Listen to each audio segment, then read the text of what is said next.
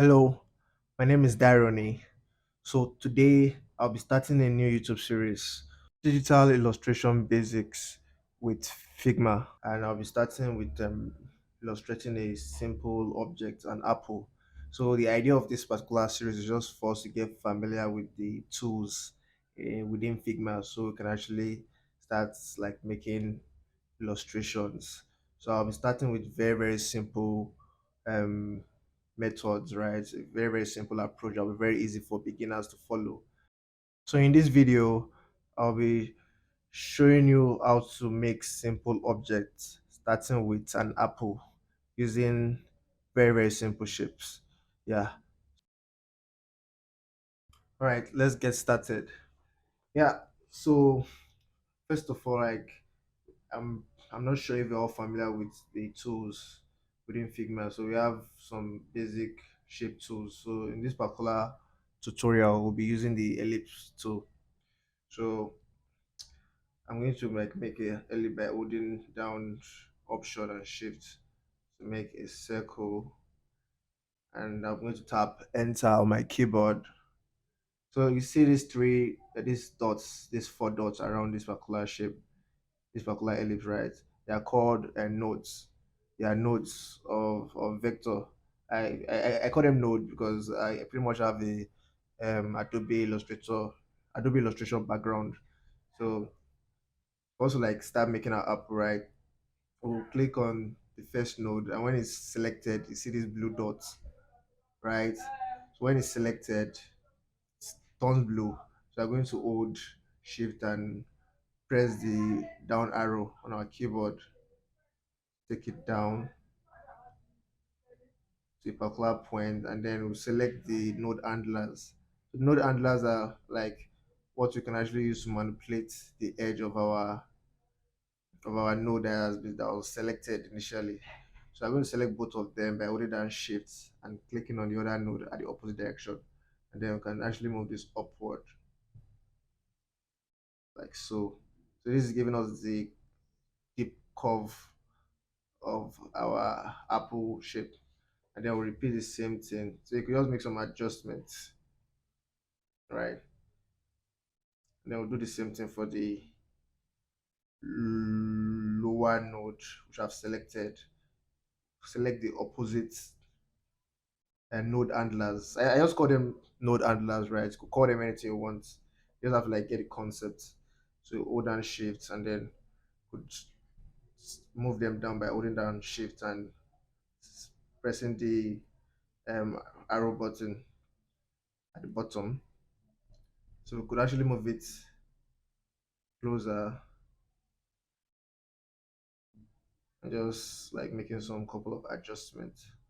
So now that we have our basic shape for the apple, can I use the pen tool? So you can actually tap P on your keyboard, or you can just select it from this option here, and then you could just make a curve for the stem of the apple. So this is just basic illustration, doesn't have to be hyper realistic. So yeah, so now we've made the stem, we could just add some feel to it. So and next we're going to make the leaf. So we take the pen to tap here on our keyboard, and then we'll start drawing the pen. So I'll make like more descriptive video of how to use a pen tool. For now, it's just about clicking, like selecting, just clicking on any point on the canvas, right? And then just dragging. Yep. So now we've made our leaf, then we'll add some feel to it. And next thing we want to do is so like add some reflection and shadow. So I'm going to be using the pencil to do this. So yeah, and you can also follow Design is Fun on Twitter, where I'll be making like some shorts videos of how to actually use the pencil because it can be very tricky. So, but with a little bit of practice, you'll be pretty much like good at using the pencil. So let me just just demonstrate for now.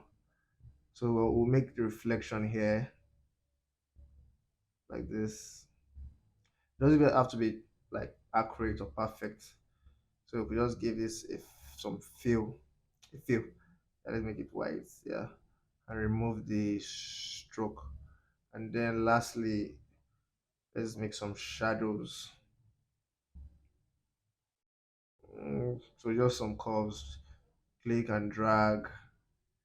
Then when you've gotten the desired curve, then you could click on this particular node here to actually like tell Figma that okay, you're actually done drawing. Then you could go to the other node. So you notice that when you get to the edge of the other node, you see this circle that appears. When it's not actually highlighted, it doesn't appear. But as soon as it intersects, so it shows that the the pen tool has actually intersected. Yeah. So when it is intersected, then you can now drag it to make your shape. Yep. So they can just make some adjustment by tapping V to activate the selection tool, and then just adjust the node handler. So what next we are going to do? We are going to duplicate the Apple body, and then no, first of all, I'm going to fill that particular shape we just created. So we just give it some color for now, right? So I'm going to duplicate the body of the apple and then select it. The reason I'm duplicating it so that I'm going to create an intersection so we can actually fill that particular intersection to give it some kind of like perception of shadow. Yes. So intersection selection. So here we have it. Now I can select the body, just type in red and use my eyedropper tool to sample the color and then just take a little bit down to more like darker version of the red color, and then select the stem, just tap green. But if you have your color palette, we just have some nice color palettes to use, and then just okay, let's say this green. Yep. Then let's say green for the leaf. All right. Green. Okay. And then just some couple of adjustments. So yeah, so that's pretty much it. So you can follow design is fun underscore school. That's design is fun underscore sch, so that you can actually get some tips. I'll be dropping some tips like from time to time on how to use a pencil, so you can actually be very familiar with it, and also some other tricks in making illustrations.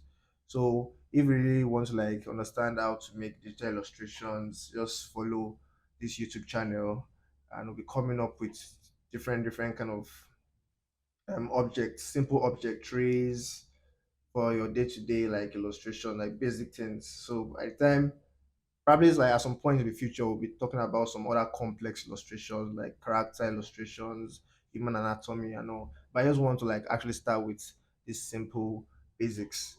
Yes. So thank you very much. I hope you learn one or two things from this particular video. And if you have any question or you need any help, so don't hesitate to actually like drop comments on the comment section. Yeah, thank you very much. I remain Darione. Stay blessed.